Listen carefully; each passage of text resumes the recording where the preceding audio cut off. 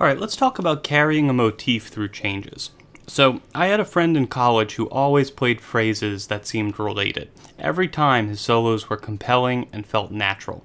And when we were younger, he didn't always play the right notes, but he sounded so much better than I did because while I was playing the right notes, I was just plugging stuff in. My solos sounded fine, but kind of unrelated, robotic, and uninspired. So, why am I sharing this? Well, it became apparent to me that a sense of continuity wasn't something that developed passively as you learned more theory and language. That wasn't something that just happened as I got better. As I said, my friend always played like that, even if his note choices were a little wonky. And as he got better, that started to get ironed out. Whereas, as I got better, I was still sounding robotic, just a little bit cleaner. But he always had that quality to his playing from the beginning, that approach to improvisation that was rooted in melody and sequence. And if we don't already approach improvisation like that, we have to make the conscious choice to start, because it won't just happen to us.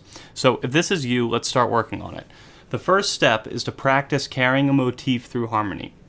And carrying a motif is what I call being able to play the same phrase and modify it to fit the harmony.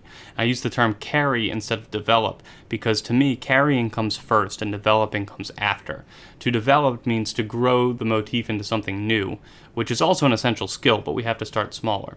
So take a basic tune like Autumn Leaves and forget all your licks and forget all your language. Can you take a simple rhythm and shape and carry it through the changes?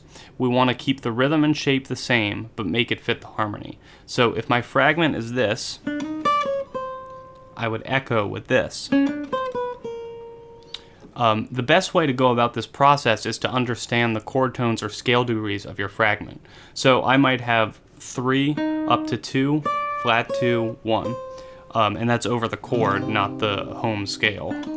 So I would just apply that to my next chord, which is the 1, so 3, 2, flat 2, 1. Now, because of where half steps and whole steps lie, you won't always be able to match it exactly, so you'll have to get a bit creative. For example, if you want to carry that motif through the minor 2-5 over the half diminished chord, you might have to play this. And that's not the only way to do it, it's just an example. What's interesting here is that, in a way, motives supersede theory. We're playing a flat 9 over a minor chord, which is supposed to be an avoid note, right? But it works not just because we resolve it, but because we're expecting tension on the first couple beats. We set up the phrase that way, right? So we have tension, resolution, tension, resolution, tension, resolution.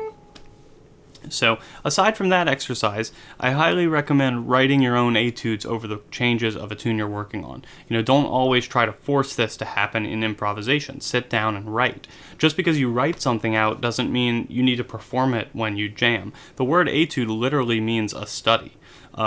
So either way, know that you have to do work on it. It won't just happen to you. You have to work to make it happen. Good luck.